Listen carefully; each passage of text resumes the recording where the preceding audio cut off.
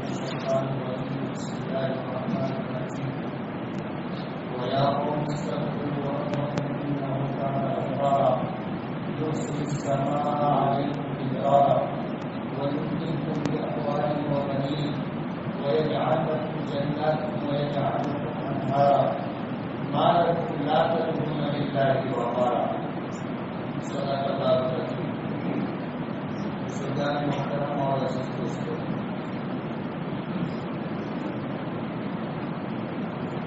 اللہ تعالیٰ نے فرشتوں کو نور سے پیدا کرتا ہے. یہی وجہ ہے کہ ان کی فطرت میں اللہ تعالیٰ نے نافرمانی کا مادہ نہیں رکھا. قرآن کریم میں ان کے متعلق اللہ پاک نے یہ بات ذکر فرمائی ہے کہ لا یعصون اللہ ما امرهم ویفعلون ما یؤمرون، کہ فرشتوں کی صفات میں سے ایک صفت یہ بھی ہے کہ وہ اللہ تعالیٰ کی نافرمانی نہیں کرتے، ذرا برابر بھی نافرمانی نہیں کرتے، اور وہی کرتے ہیں جو کرنے کا انہیں حکم دیا گیا. تو جو کرنے کا حکم دیا گیا ہے وہ کرتے ہیں، اور اس حکم کی تعمیل میں ذرہ برابر کی کوتاہی نہیں کرتے. اللہ نے فرشتوں کو نور سے پیدا فرمایا ہے، ان کی فطرت میں کثافت نہیں ہے، ان کی فطرت میں نافرمانی اور کوتاہی کا مادہ نہیں. اللہ تعالیٰ نے جنات و شیاطین کو آگ سے پیدا کیا ہے، جن میں شر غالب ہے، اور اللہ تعالیٰ نے جب انہیں آگ سے پیدا فرمایا تو آگ سے پیدا کرنے کی وجہ سے ان میں تکبر، غرور، عجب یہ زیادہ ہے، نافرمانی کا مادہ زیادہ ہے.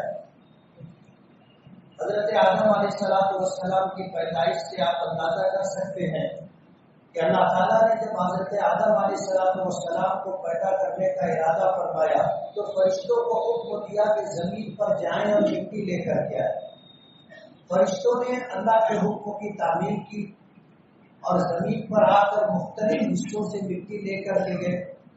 اللہ پاک نے انہیں حضرت آدم علیہ السلام کا پتلا بنانے کا حکم دیا. پیر سے لے کر کے گردن تک انہوں نے فرشتوں نے بنایا. پھر اللہ پاک نے انہیں کہا کہ جسم کا ایک ایسا حصہ بناؤ جس میں سوچنے کی، فیصلہ کرنے کی، دیکھنے کی، سننے کی، چکھنے کی، بولنے کی، یہ ساری صلاحیتیں ہیں. تو فرشتوں نے معذوری کا اظہار کیا کہ ہم نہیں بنا سکتے. تو انسانوں کے سر کو اللہ پاک نے، حضرت آدم علیہ السلام کے سر کو اللہ نے اپنے دست قدرت سے بنایا. یہی وجہ ہے کہ جسم کا یہ حصہ جسم میں سب سے بلندی پر ہے، اور نبی کریم صلی اللہ علیہ وسلم نے اس حصے کے احترام کا حکم دیا کہ اگر کسی انسان کی کوتاہی پر اسے سزا دی جائے، اسے مارا جائے تو سر پر اور چہرے پر نہ مارا جائے. اور یہ فرمایا کہ جسم کے اس حصے کو اللہ نے اپنے دست قدرت سے بنایا. اور اس کے بعد اللہ پاک نے حضرت آدم علیہ السلام کی پتلے میں روح پھونک دی تو وہ ہماری طرح جیتے جاگتے انسان ہو گئے، اور آپ بولتے ہی حضرت آدم علیہ السلام کی نظر عرش الہی پر پڑی اور عرش پر لکھا ہوا دیکھا لا الہ الا اللہ محمد رسول اللہ. اور پھر تفصیلات ہیں، لیکن جسم میں روح پھونکے جانے کے بعد اللہ پاک نے حکم دیا کہ آدم کو سجدہ کرو. تمام فرشتوں نے سجدہ کیا، لیکن ابلیس جسے اللہ نے آگ سے پیدا کیا تھا اس نے سجدہ نہیں کیا. اللہ پاک نے اس سے پوچھا کہ تم نے سرکشی کیوں کی؟ ابا، تم نے حکم کی تعمیل سے انکار کیوں کیا؟ واستکبر، اور تم نے تکبر اور غرور کی راہ کیوں اختیار کی؟ تو اس نے جواب دیا خلقتنی من نار وخلقتہ من طین، کہ آپ نے مجھے آگ سے پیدا کیا ہے اور آدم کو مٹی سے پیدا کیا، اور آگ کی صفت یہ ہے کہ وہ جب وجود پاتی ہے تو اوپر اٹھتی ہے، اور مٹی کا خاصہ یہ ہے کہ وہ نیچے چلی جاتی ہے، گر جاتی ہے۔ تو میں آدم کو کیسے سجدہ کروں؟ ظاہر بات ہے، عبادت کہتے ہیں اللہ تعالیٰ کے حکم کی تعمیل کو۔ جس کو اللہ نے جس بات کا حکم دیا ہے اس بات کی تعمیل اللہ کی بندگی اور عبادت ہے۔ اللہ نے نماز پڑھنے کا حکم دیا، نماز پڑھنا عبادت ہے، اور اللہ نے حکم دیا کہ نشے کی حالت میں نماز کے قریب بھی مت جاؤ، تو اس حالت میں نماز نہ پڑھنا بھی اللہ کے حکم کی تعمیل ہے۔ اصل چیز اطاعت ہے کہ جس بات کا حکم دیا گیا ہے ہمیں سمجھ میں آئے نہ سمجھ میں آئے، ہمارا دل اس بات کو قبول کرے نہ کرے، تعمیل کا نام اطاعت اور بندگی ہے، اور اللہ تعالیٰ ہم سے اطاعت اور بندگی چاہتے ہیں۔ فرشتوں نے اللہ کے حکم کی تعمیل کی، کیوں؟ لا یعصون اللہ ما امرهم، وہ کبھی بھی اللہ کی نافرمانی نہیں کرتے، وَيَفْعَلُونَ مَا يُؤْمَرُونَ، اور اللہ تعالیٰ جن باتوں کا حکم دیتے ہیں ان باتوں کو وہ بجا لاتے ہیں۔ لیکن شیطان نے انکار کر دیا یہ کہہ کر کہ خلقتنی من نار وخلقتہ من طین، کہ آپ نے مجھے آگ سے پیدا کیا ہے اور آدم کو مٹی سے پیدا کیا ہے، اس لیے میں آدم کو سجدہ نہیں کروں گا۔ اللہ تعالیٰ کے اس حکم کی تعمیل سے انکار پر اللہ نے اسے محروم قرار دیا، اللہ کی لعنت ہے اس پر، اور لعنت کا مطلب یہ ہے کہ وہ اللہ کی رحمت سے محروم ہے۔ اس پوری کائنات کا نظام اللہ کی رحمت پر چل رہا ہے، ورنہ ضابطہ تو یہ ہے کہ بندے کے اعمال جیسے آسمان پر جائیں گے اللہ کے فیصلے ویسے ہی اتریں گے، ضابطہ یہ ہے۔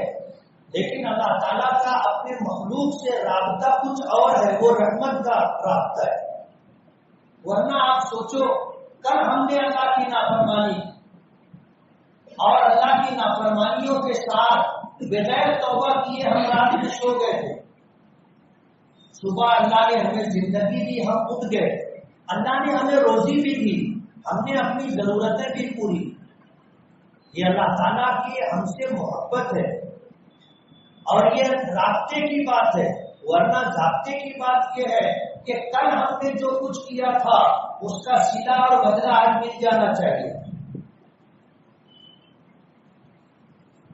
اور یہ ہے کہ الیہ یصعد الکلم الطیب والعمل الصالح یرفعہ، کہ روزانہ انسانوں کے اعمال زمین سے آسمان پر جاتے ہیں اور فرشتے اللہ کی بارگاہ میں پیش کرتے ہیں۔ ان اعمال کو دیکھ کر کے اگر اللہ پاک فیصلہ فرماتے تو ظاہر بات ہے ہم میں سے کتنے ہوتے کہ صبح بیدار بھی نہیں ہوتے، رات میں سوئے رہتے۔ اللہ آج ہمیں روزی نہیں دیتا، نہ پانی ملتا، نہ کھانا ملتا، نہ کسی ضرورت کی تکمیل کا سامان ملتا۔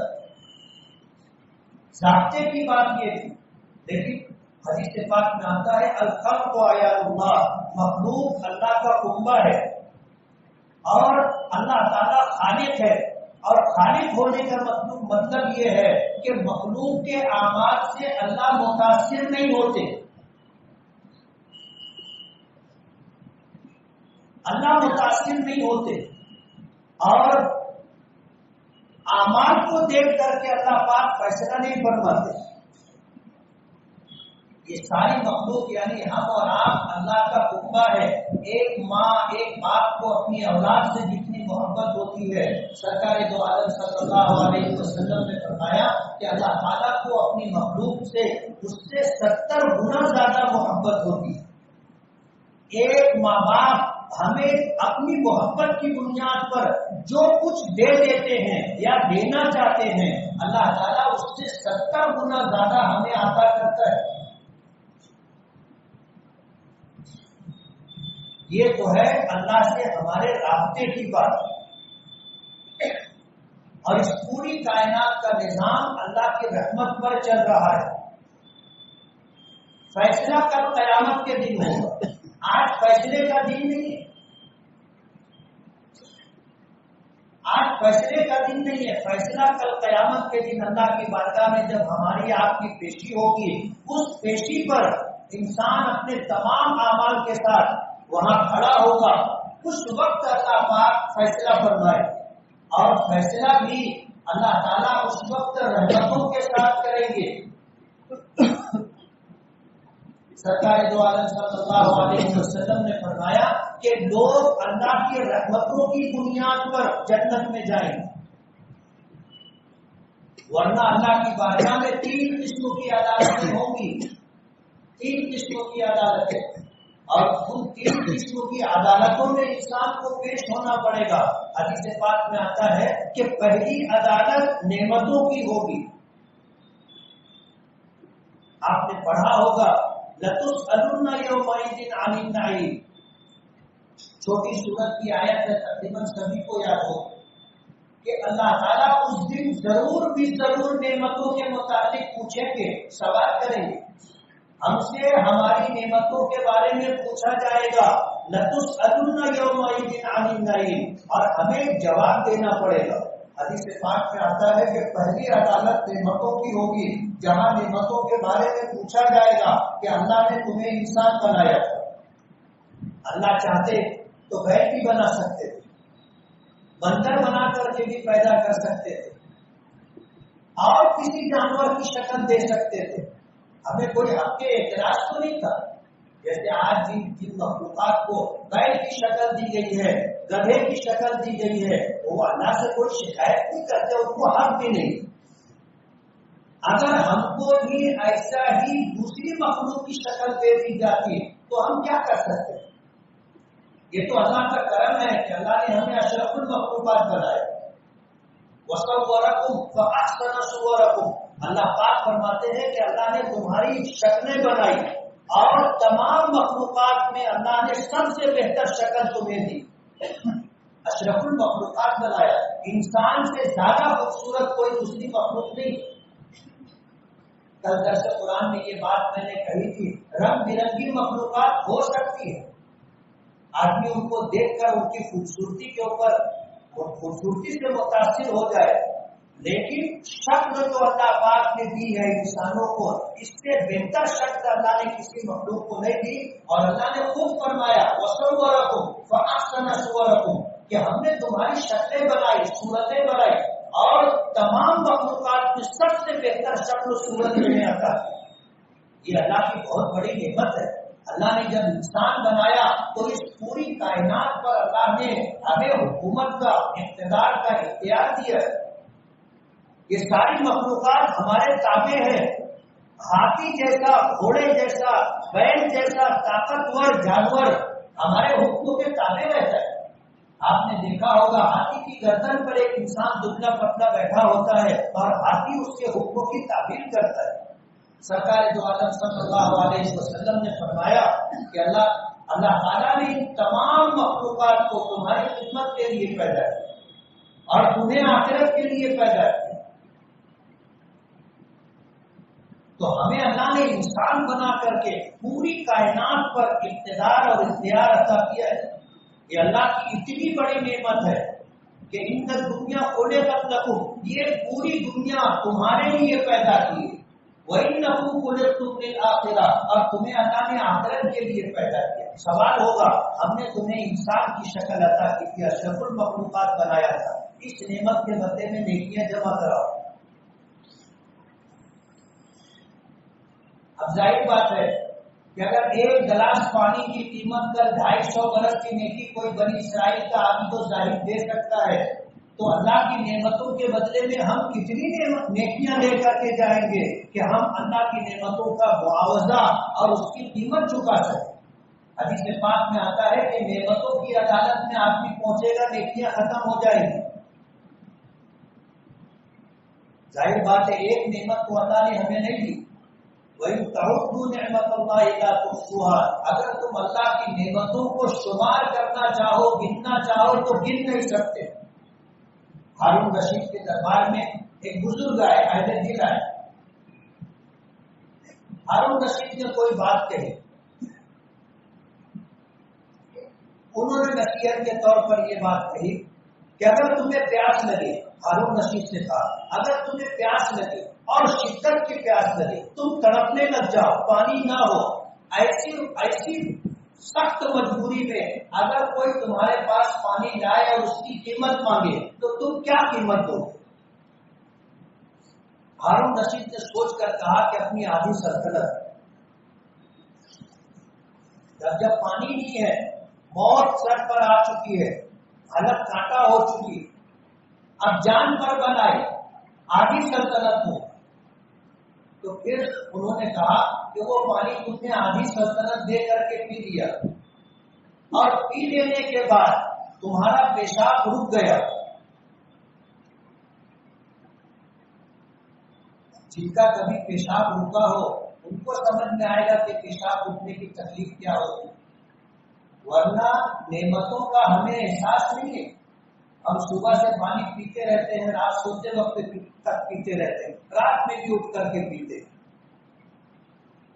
اسی طرح پیشاب سہولت کے ساتھ ہو جاتی ہے، یہ اللہ کی کتنی بڑی نعمت ہے، ہمیں اس کا احساس نہیں۔ ہارون رشید سے پوچھا کہ اگر تیرا پیشاب رک جائے اور پیشاب رکنے کی وجہ سے سخت تکلیف ہو اور کوئی تجھے راحت کے ساتھ پیشاب کروا دے تو اسے کیا تو مزدوری دے گا، اجرت دے گا، کیا انعام دے گا؟ کہا کہ آدھی سلطنت۔ تو انہوں نے کہا کہ تیری سلطنت کی قیمت ایک گلاس پانی اور ایک مرتبہ راحت کے ساتھ پیشاب کا ہو جانا ہے۔ اب ہم تو اس کو نعمت بھی نہیں سمجھتے نا۔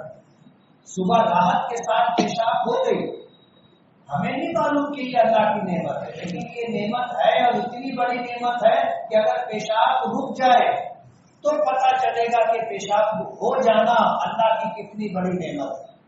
ایسی بے شمار نعمتیں ہیں کہ ہمیں احساس بھی نہیں کہ یہ اللہ کی نعمت ہے، اور نعمتوں کی عدالت میں جب پیشی ہوگی تو ساری نیکیاں ختم ہو چکی ہوں، اس کے بعد حقوق العباد کی عدالت ہوگی۔ ہم نے دنیا میں جن کے حقوق ضائع کیے ہیں، کل قیامت کے دن وہ اہل حق اپنا حق لینے کے لیے آ جائیں گے کہ اس کے اوپر میرا حق باقی ہے۔ حدیث پاک میں آتا ہے کہ اگر اس کے پاس نیکیاں ہوں گی تو اس کی نیکیاں لے کر کے حق والوں کو ان کے حق کے بقدر دے دی جائے۔ علماء نے لکھا ہے کہ کل قیامت کے دن 3 پیسے کے بدلے میں 700 مقبول نمازیں دینی پڑے۔ پتہ نہیں ہماری زندگی میں 700 مقبول نماز ہے بھی کہ نہیں، ہماری نمازیں کیسی ہم کو پتہ ہے، لیکن علماء نے لکھا ہے کہ ایک نماز کے بدلے میں 3 پیسے کے بدلے میں 700 مقبول نمازیں دینی پڑے۔ اب ہم اندازہ کریں، ہم رات دن لوگوں کے حقوق ضائع کرتے رہتے ہیں، بالکل عام بات ہے۔ بھائیوں کو حصے سے محروم کرنا، بہنوں کو حصے سے محروم کرنا، دوسرے حق والوں کو ان کے حق سے محروم کرنا ایک معمول بن گئے، معمولی بات ہو گئی، اور سماج میں اس کو برا بھی نہیں سمجھا جاتا۔ اب میں آپ سے پوچھوں کہ ایک شخص ایسا ہے جس نے بھائی کو حصہ نہیں دیا، اس کا حق غصب کر کے رکھا ہے، بہنوں کو حصہ نہیں دیا، آپ کو دعوت دیتا ہے، آئس کریم چڑھا کر کے آپ لوگ بیٹھ کر کے کھاتے، اس میں میں بھی ہوں۔ میں آپ سے پوچھتا ہوں کہ جو آدمی ایسا غاصب ہے جس نے بھائی بہنوں کا حق نہیں دیا، جس نے دوسروں کے حقوق غصب کر دیے، قرضہ لے کر قرضہ دے واپس کرنے سے انکار کر دیا، پڑوسی کی زمین غصب کر دی، کسی کے پلاٹ پر قبضہ کر دیا، اور دعوت دیتا ہے، کوئی ذرا بھی پاس و لحاظ نہیں کرتا، سب پہنچ جاتے ہیں کھانے کے لیے۔ میں آپ سے پوچھتا ہوں، کسی مفتی سے پوچھنے کی ضرورت نہیں، اس کے پاس جو مال ہے اس کا ہے، اور اگر وہ آپ کو کھلاتا ہے تو آپ کے لیے کھانا درست ہے، لیکن ہم لوگ اس کو کوئی مایوس نہیں سمجھتے، عام بات ہے۔ کل قیامت کے دن اللہ کی بارگاہ میں جب پیشی ہوگی اور دوسری عدالت جو حقوق العباد کی ہوگی، جا کر کے ہمیں پیش ہو کر بندوں کا حق ادا کرنا پڑے۔ اللہ جزا کے دن کا مالک ہے، مالک یوم الدین، اور کسی پر اللہ ذرہ برابر ظلم نہیں کرے گا، ہر ایک کو اس کا پورا پورا حق دلایا جائے گا، اور 3 پیسے کے بدلے میں 700 مقبول لگاتے ہیں۔ سرکار دو عالم صلی اللہ علیہ وسلم نے فرمایا، اس کے پاس حق والوں کا حق ادا کرنے کے لیے نیکیاں ختم ہو چکی ہوں گی، تو اللہ پاک پھر یہ کریں گے کہ جن کا حق اس کے اوپر باقی ہے ان کے نام اعمال سے گناہ اٹھا کر کے اس کے نام اعمال میں ڈال دیں۔ علماء نے لکھا ہے کہ اس نے زندگی میں شراب نہیں پی تھی، اس کے نام اعمال میں شراب پینے کا گناہ رہے گا، زنا نہیں کیا تھا، زنا کرنے کا گناہ رہے گا، ڈاکہ نہیں ڈالا تھا، ڈاکہ ڈالنے کا گناہ ہوگا، نہ معلوم کیسے کیسے گناہ جو ہم نے زندگی میں کیے نہیں، کل قیامت کے دن ہمارے نام اعمال میں رہیں گے۔ تیسری عدالت ہے اللہ کے حق کی۔ اللہ بے نیاز ہے، اللہ بے نیاز ہے۔ اللہ نے فیصلہ کر دیا، ان اللہ لا یغفر ان یشرک بہ ویغفر ما دون ذلک لمن یشاء، کہ اللہ تعالیٰ شرک کو معاف نہیں کریں گے، یہ آخری بات، اس میں تبدیلی نہیں ہوگی، مشرک کی کبھی بھی مغفرت نہیں ہوگی، یہ اللہ کا فیصلہ ہے۔ اس لیے کہ یہ کائنات کا بدترین غلیظ ترین گناہ ہے۔ اللہ نے فرمایا ان الشرک لظلم عظیم، کہ شرک جو ہے ظلم عظیم ہے۔ جس چیز کو اللہ عظیم کہہ دے، ظاہر بات ہے ہم اندازہ نہیں کر سکتے کہ وہ کیا ہے۔ فیصلہ ہے کہ شرک کو اللہ کبھی بھی معاف نہیں کرے، لیکن شرک کے علاوہ اللہ جس کو چاہیں گے اس کو معاف کر دے۔ اللہ کو یہ قدرت ہے کہ گناہوں کو نیکیوں سے بدلنا چاہے تو اللہ بدل سکتا ہے، معاف کرنا چاہے تو معاف کر سکتا ہے، اللہ کو کوئی پوچھنے والا نہیں، اللہ بے نیاز ہے۔ حدیث پاک میں آتا ہے، سرکار دو عالم صلی اللہ علیہ وسلم نے فرمایا کہ اللہ تعالیٰ اپنے حقوق میں درگزر کا معاملہ فرمائے، اس لیے کہ ہمارے گناہوں سے اللہ کا کچھ نہیں بگڑتا، جن کا بگڑا ہے اللہ ان کو حق دلائیں گے، کل قیامت کے دن اہل حق کو اللہ پورا پورا حق دلائے گا، لیکن ہمارے گناہوں سے اللہ کا کچھ نہیں بگڑتا، اللہ چاہیں گے تو معاف کر دیں، بے نیاز ذات ہے اللہ۔ لیکن یہ 3 عدالتیں ہوں گی، اب جب تیسری عدالت میں آئے گا تو ظاہر بات ہے آدمی اللہ کی رحمت سے جنت میں جائے گا۔ جب حضور نے یہ بات فرمائی تو حضرت عائشہ صدیقہ رضی اللہ تعالی عنہا نے پوچھا کہ اللہ کے رسول آپ بھی اللہ کی رحمت سے جنت میں جائیں گے؟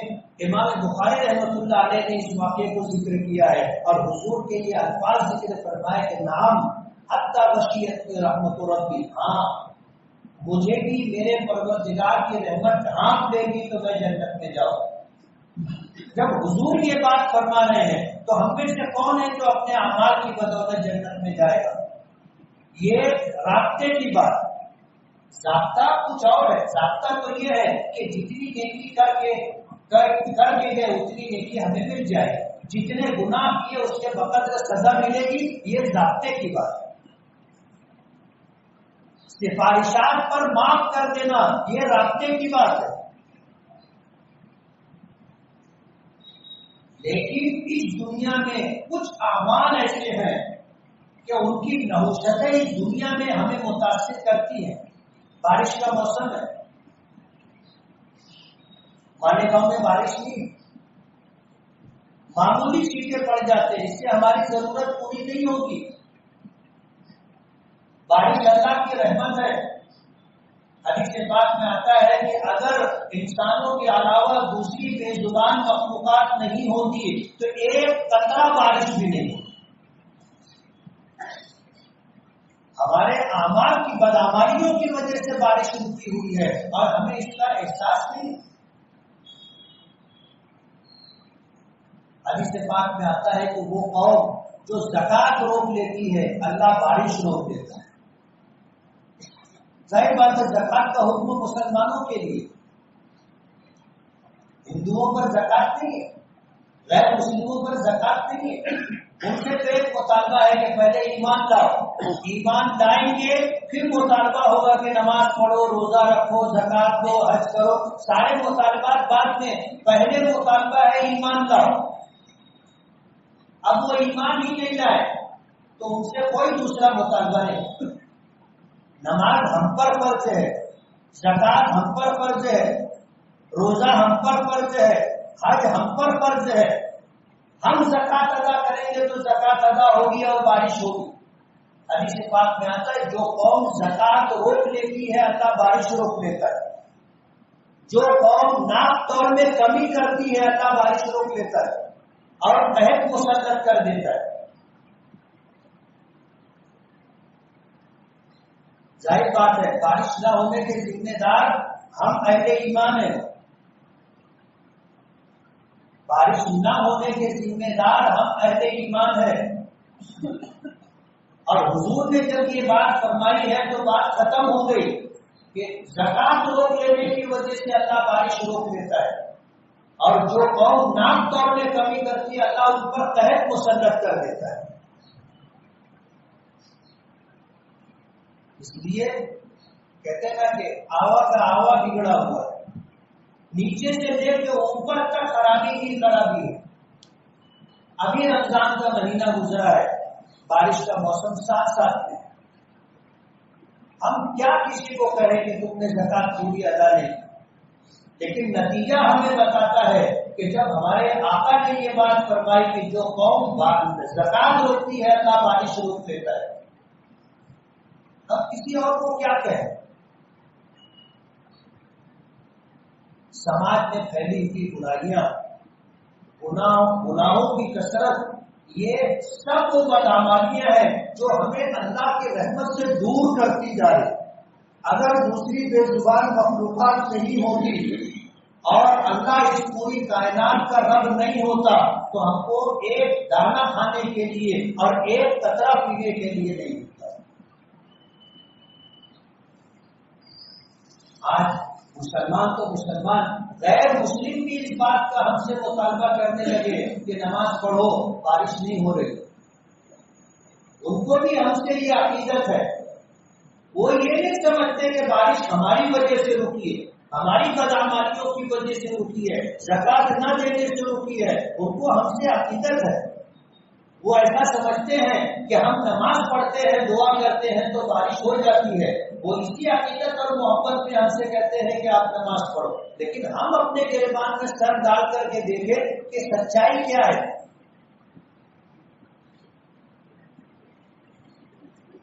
قرآن کریم کی میں نے آیت پڑھی تھی، حضرت نوح علیہ السلام نے اپنے قوم سے کہا تھا استغفروا ربکم انہ کان غفارا، کہ اپنے پروردگار سے اپنے گناہوں کی معافی چاہو، وہ بڑا بخشنے والا ہے،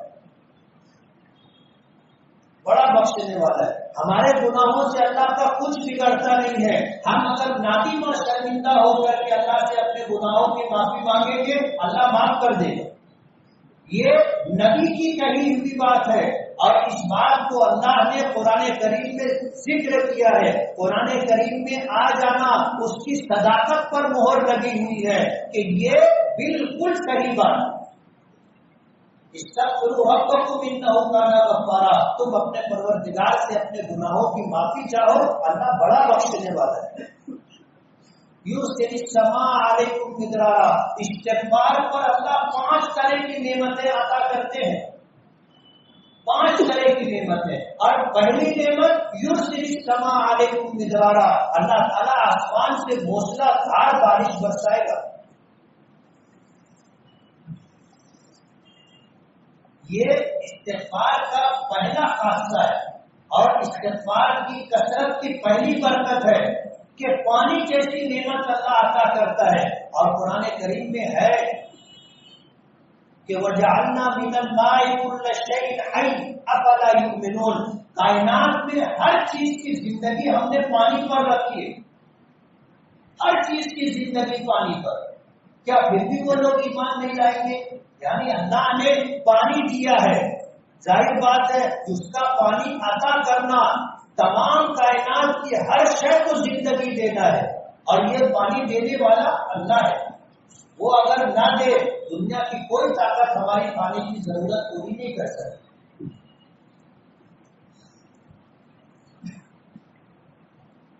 سب سے بڑی نعمت انسانی ضروریات میں پانی ہے، اگر پانی نہیں ہے تو آپ سمجھ لو کہ آپ ہر چیز سے محروم ہو گئے۔ جن علاقوں میں پانی نہیں ہوتا لوگ ہجرت کر جاتے، اپنا گھر چھوڑ دیتے، بنگلہ چھوڑ دیتے، ٹھیکہ چھوڑ دیتے، فصیل موجود ہوتی وہ چھوڑ دیتے، سب کچھ چھوڑ کر کے کھیت کھلیان جائیداد چھوڑ کر کے آپ کو چلا جاتا ہے، کیوں؟ پانی نہیں۔ بغیر پانی کے آپ کتنے دن رہو گے؟ جب آپ کو پانی نہیں ملے گا ایک دن سے زیادہ نہیں رہ سکتے آپ۔ ہر چیز کی زندگی اللہ نے پانی پر رکھی، اتنی ضروری شے ہے۔ جن علاقوں میں پانی نہیں ہوتا کوئی مخلوق وہاں نہیں رہے، اور جہاں پانی ہوتا ہے ساری مخلوقات وہاں جمع ہو جاتی ہے۔ پانی جیسی عظیم نعمت ہماری ضروریات زندگی میں سب سے بنیادی چیز ہے، ہر چیز کی زندگی اللہ نے پانی پر رکھی ہے، اور یہ پانی اگر رکتا ہے بارش نہ ہونے کی وجہ سے تو اس کا سبب ہماری طرف سے کوتاہی ہے، زکوٰۃ کی ادائیگی میں کوتاہی ہے۔ حضور نے فرمایا جو قوم زکوٰۃ روک لیتی ہے اللہ بارش روک دیتی ہے۔ استغفار کی وجہ سے اللہ سب سے پہلی نعمت بارش عطا کرتا ہے۔ یرسل السماء علیکم مدرارا، زمینوں کی تہ میں جو پانی کی سوتن چلتی ہے وہ بارش کی وجہ سے چلتی ہے، اگر بارش نہ ہو تو پھر زمین میں پانی نہیں رہتا، کچھ دنوں میں پانی کے سوتے خشک ہو جاتے، ہم لوگ کہتے ہیں پانی کی سطح نیچے اتر گئی۔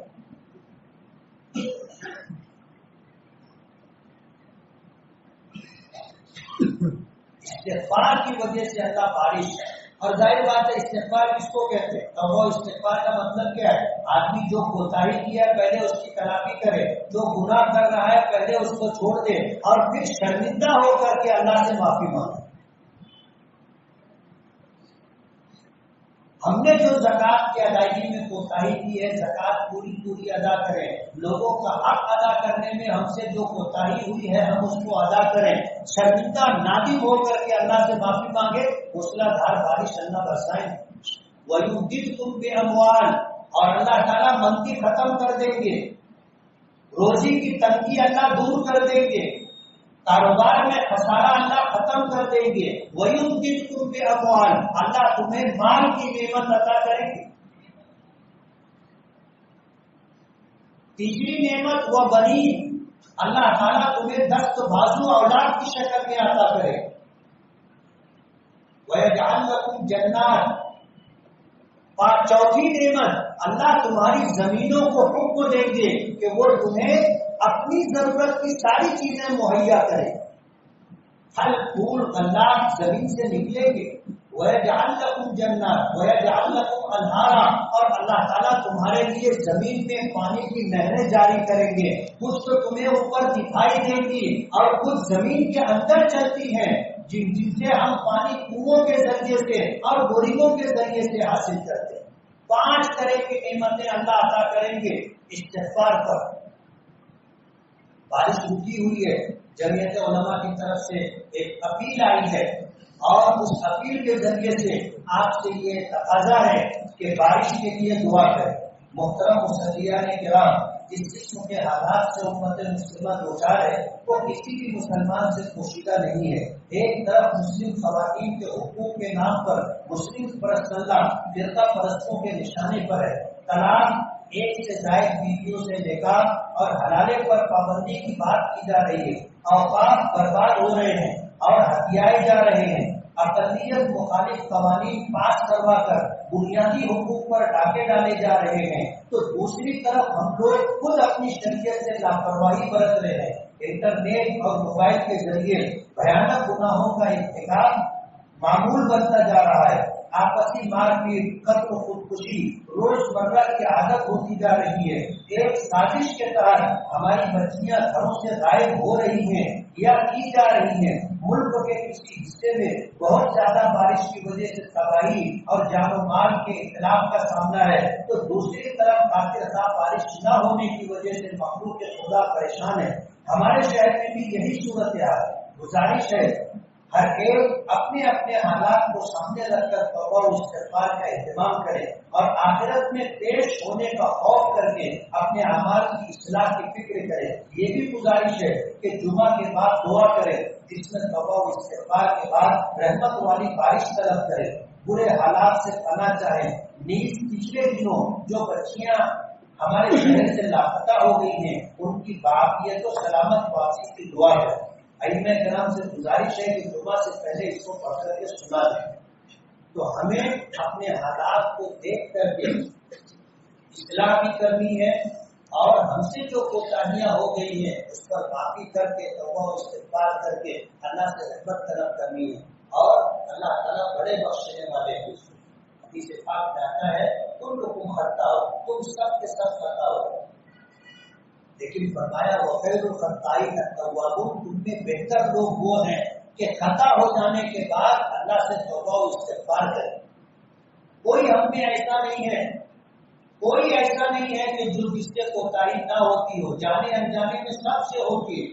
بلکہ عجیب بات ہے، حضور نے فرمایا اگر تم اللہ کی نافرمانی چھوڑ دو، گناہ چھوڑ دو اور توبہ و استغفار کا معمول نہ رہے، تو اللہ تمہیں ختم کر دے گا، ایک نئی مخلوق لائے گا جن سے کوتاہیاں ہوں گی، وہ اللہ سے روز ہو کر کے توبہ و استغفار کرے۔ اللہ کو یہ عذاب پسند ہے، روزانہ توبہ و استغفار کرنا چاہیے۔